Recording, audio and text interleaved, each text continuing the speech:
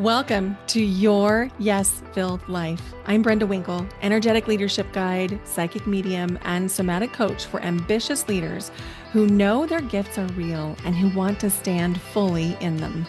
Here, you'll learn how to trust your intuition, embody your vision, and step into the freedom you've been craving, all without chasing more certifications or carrying stuff that does not belong to you. Every week, I'll share powerful practices and conversations with thought leaders and changemakers that help you transform your vision into embodied confidence, claim your gifts without apology, and lead with both clarity and freedom. Because your gifts aren't cute, they're powerful, they're real, and they're needed. Start today by downloading my free energy audit at brendawinkle.com/audit. It's the exact tool I use to track what's fueling me and what's draining me.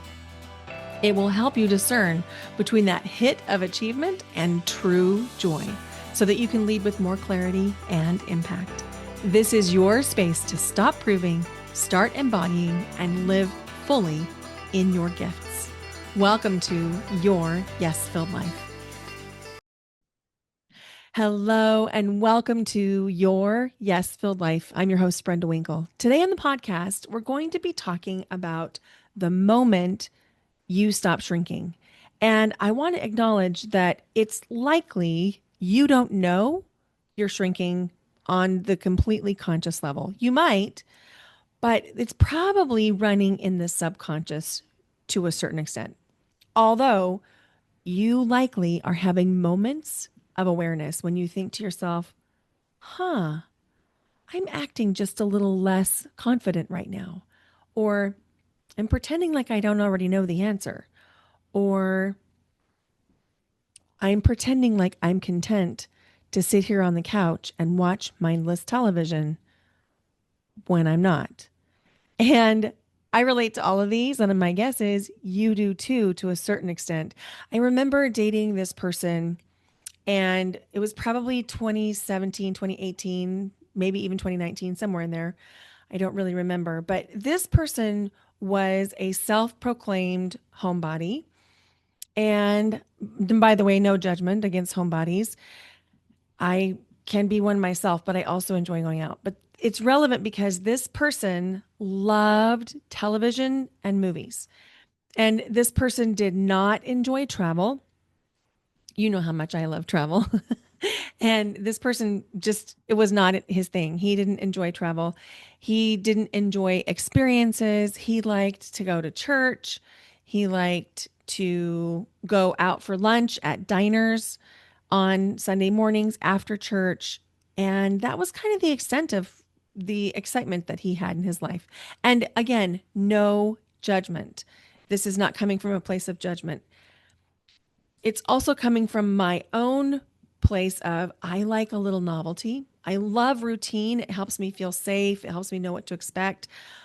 And I love travel. I love experiences. I love doing different things. I love getting together with people. So I'm the person who is looking for seasonal activities. Like I'm going to be planning something at the tulip farm for my girlfriend's group later this month. And I'm going to be planning to go see the cherry blossoms down at the waterfront in Portland later this month. That's the kind of thinking that I like to do. I love to go out and take advantage of community events and to be part of the community and to think about different things and to be around different people and to have different experiences. And you know how much I love travel. In fact, as you're listening to this podcast, I am traveling right now. You wouldn't notice it by the background, but it's because I pre-recorded this. And so while you're listening or watching this, I am in Madison, Wisconsin with my family. And this is really important to say because when we look at the compatibility, obviously there wasn't the compatibility that it needed to be, but I cared about this person and this person cared about me. And I remember thinking, and it was an overt thought, like it came in like a sentence. I wonder if I could be happy just sitting here on the couch watching disaster movies. And the answer was no. I feel like I'm living my life vicariously. Like I'm watching other people live their lives on TV. Like I'm watching it. I'm not a part of it. I'm not actively living. And so I knew that it wasn't aligned for me to stay in that relationship long term.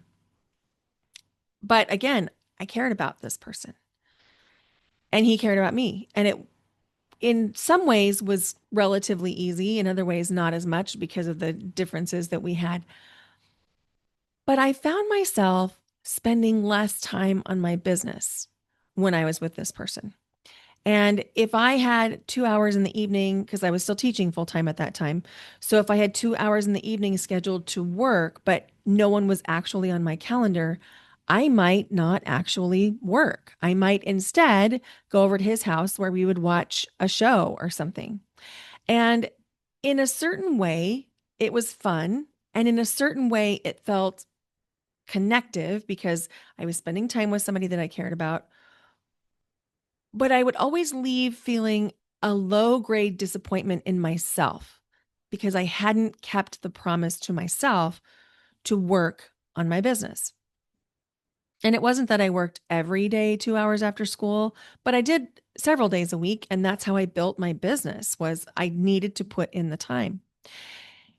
And I'm telling you this story because I think that it's relatable and it's coming up for a lot of my clients in my private one-on-one clients, in my groups, and it's coming up in a lot of conversations I'm having with people right now where there may be a slight shrinking that's happening. And maybe it's because there's a misalignment of things you like to do and ways you'd like to spend your time.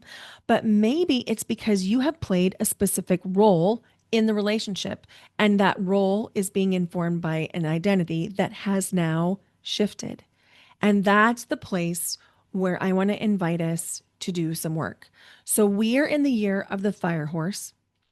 It's the fire, meaning the element of fire, the horse, meaning the animal on the 12-year zodiac cycle. So each 2 years, there's a different element, which is why we're going to have fire horse this year and fire goat or fire ram next year. It's why we had the wood snake last year, and the previous year it was also wood. So it goes in 2 year cycles with the element, and then the animal changes each year. So we're in the fire horse energy right now in 2026, as of the time of this podcast episode airing. We're also in the sign of Aries, which is a fire sign. And there's a lot of fire energy.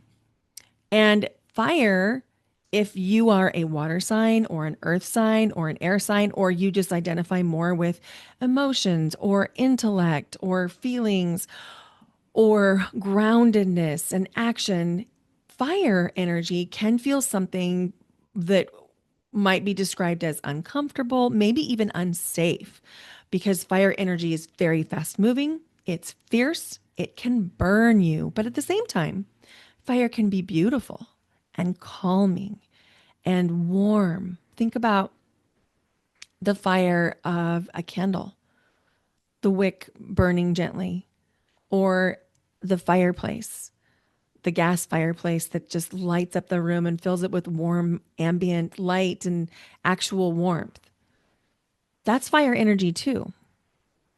If we are ignoring our internal nudges, if we're ignoring parts of ourselves, if we're shrinking down, this year in particular with the fire horse energy, the fire is likely to burn and we're going to get bucked off the horse.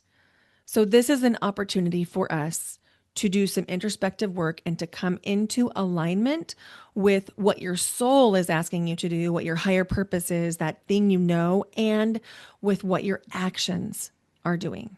So if you notice that there's a disconnect between the promises that you're making to yourself and the way that you're following through, we're going to talk about that. So this can happen for a couple different reasons.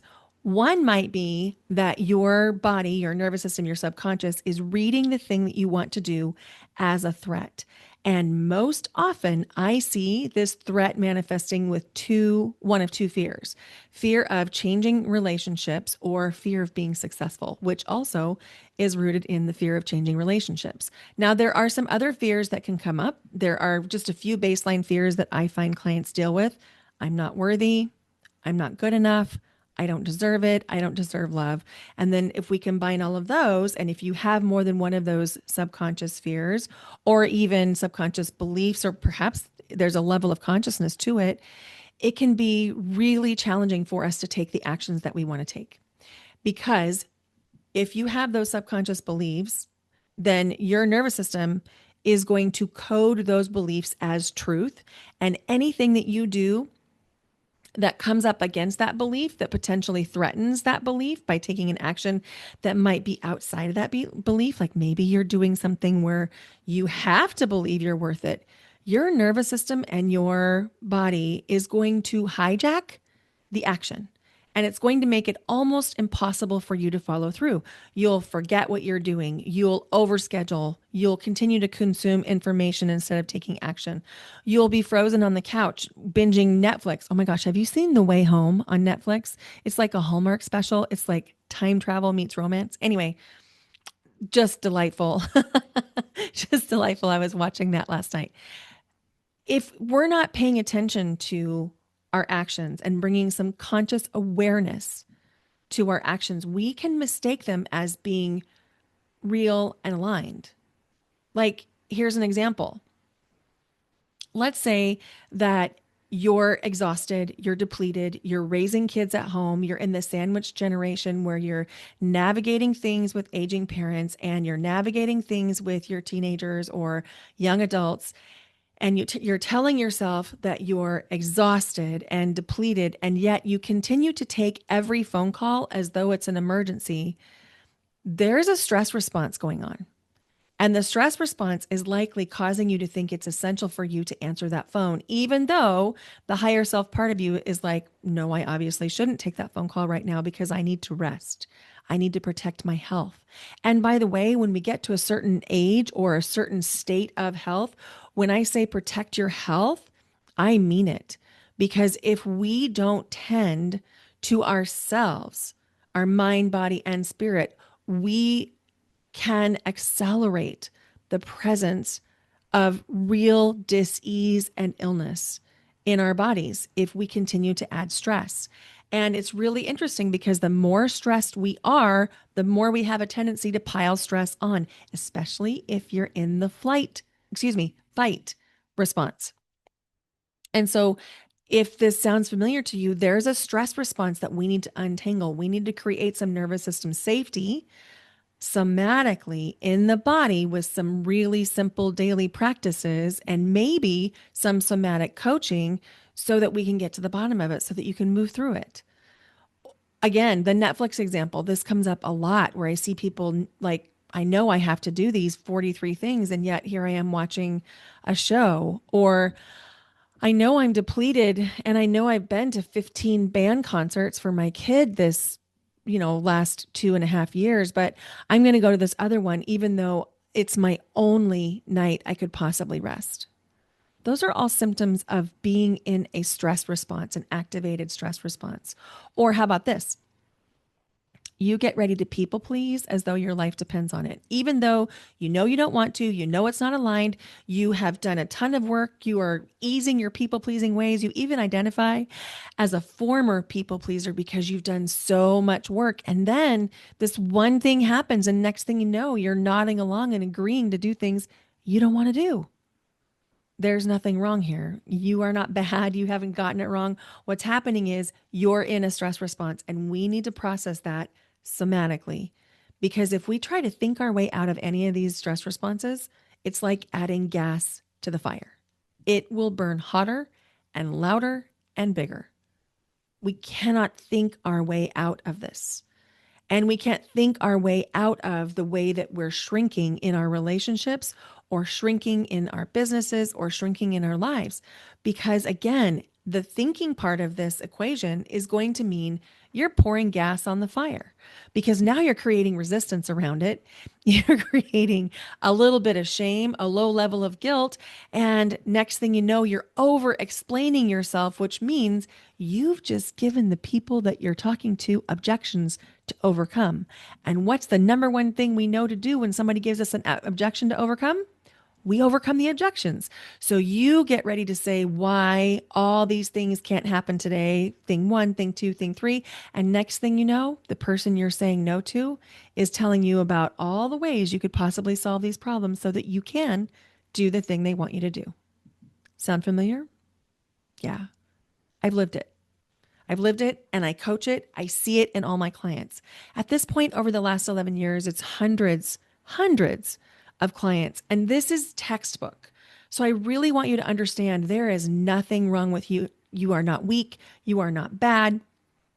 You just have a nervous system. We all do. And I want to be really clear. This is not a box to be checked.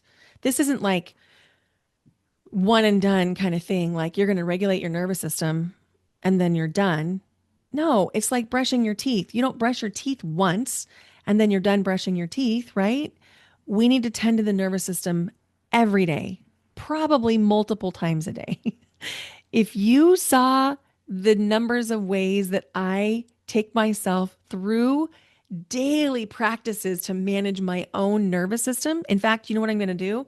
The week that this goes live, I'm going to actually take you behind the scenes in my stories on Instagram. So be sure you're following me at Brenda Winkle because every time I get ready to do a stress response intervention for my nervous system, I'm going to take you through. And interestingly, I'm going to be traveling on one of those days. So you'll get to see me preparing to travel, traveling, coming home. So I'll have a lot of content to share. So be sure you're following me on Instagram because I will be taking you behind the scenes of what I do every day, all through the day to manage my own stress responses in my nervous system.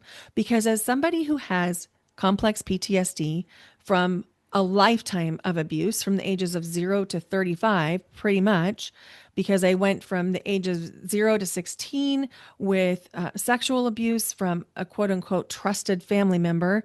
And then I didn't really do any healing or inner work on that, found myself in the middle of an abusive marriage a few years later, and that ended at the age of 35. So I feel like my actual life began at the age of 35 when I began to heal all of this. And so while I have very well managed complex PTSD, I have complex PTSD and it is possible for me to get triggered. My stress responses are more intense. I am not calm by nature. I'm calm because I use these practices. I'm regulated because I use these practices. I am centered because I use these practices. It's not the other way around. I wasn't drawn to these practices because it comes naturally to me. No, I was drawn to these practices because I needed them to survive. Because up until the age of 35, I people pleased my way through life because I didn't know another way. I people pleased everything. Everything.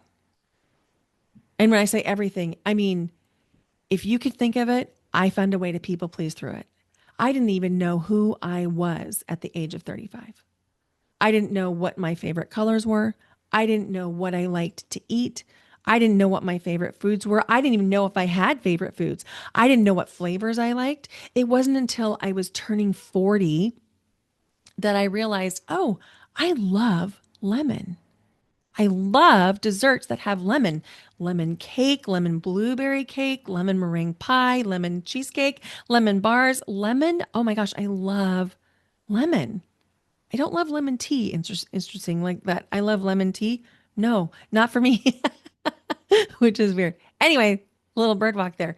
But the point is, I did not have any awareness of who I was, what I wanted, what my preferences were at the age of 35. I'm 52 now. And so it's been a minute. I've been in this process for a minute and I've been doing this work for a long time. And so if you are being hard on yourself because you just started this work and you're still having to remind yourself with alarms and timers and sticky notes. You're not doing it wrong. You just haven't done it long enough. And by the way, I still have alarms on my phone at least twice a day. And when I know I'm going into a stressful situation, I will preset additional alarms. I will preset additional ways to care for myself and to manage any stress response that I might have. So when it comes to the question of when you know what to do, but you're not doing it, the answer is in your nervous system.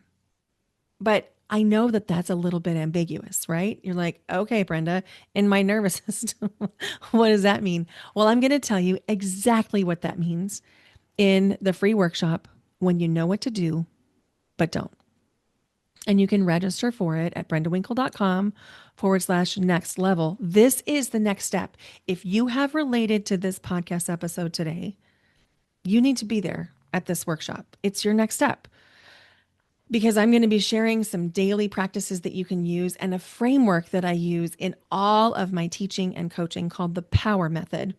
And the Power Method is a simple way that I remember and I teach people to remember to protect their own energy, to create their own sovereignty, and to tend to their own nervous systems. And because it's just 5 simple pillars, it is easy to remember even if you're in an activated state. So go get registered for the masterclass. And if you enjoyed this episode, if you feel like you know people who are also really in it right now, would you please consider sharing this episode with them? Because the thing is, this is more common than we would like to think. And one of the reasons why things are happening in the United States the way that they are is because we have systems of oppression, systems of power that need to crumble in order to be rebuilt. And it's a lot right now. And there's general stress, general rage going on. I feel it too. I feel enraged that we still have the level of complicitness with the Epstein files not being released and no charges being made, while we have hundreds of women who have actually faced criminal charges for losing babies. But yet no one is being held responsible for the Epstein files. Yeah, I'm enraged. But I'm also regulated because I know that it's not my place to be in a state of rage. It's my place to support the leaders who can make that change. It's my place to keep being regulated enough that I can articulate what I believe to be true. It's my place to stay centered in my own mission, in my own central channel, in my own energy, so that I can continue to support with the podcast, with the social media posting, with my clients, with my family, with my friends, so that I can continue to do this work. Because I know that your role in this is very important. You have something really unique to contribute to this next phase. And I know you can feel it happening. You can kind of watch it burn, and it probably brings up a lot for you. But I want to assure you, if you are willing to do the introspection, be curious, be bold, and stop shrinking, we can all make a difference in turning this world into the world that we all want to live in. And it really is up to us. It's like Gandhi said, we have to become the people we want to be in order to be the change that we want to be in the world. So with that, thank you for listening. Thank you for being part of the journey, a part of the mission of your Yes-Filled Life. I care deeply for you and about you, and I'm so grateful that you're here. Bye for now. Until next time.